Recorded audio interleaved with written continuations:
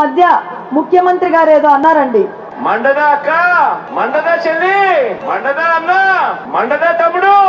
ఇప్పుడు నేను అడుగుతున్నా, అన్నం పెట్టే అన్నా క్యాంటీన్ మూస్తే మండదా అన్నా? ఒక పరిశ్రమ కూడా రాష్ట్రానికి తీసుకురాకపోతే మండదా తమ్ముడు? అంబేద్కర్ విదేశీ విద్య ఆపేస్తే మండదా చెల్లి?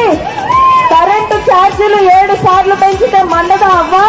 ఆర్టీసీ ఛార్జీలు 3 సార్లు పెంచితే మండదా తాత?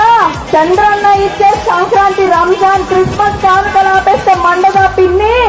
భూములిచ్చిన రైతులని కడుపులో కొడితే వాళ్ళకి కడుపు మండదా?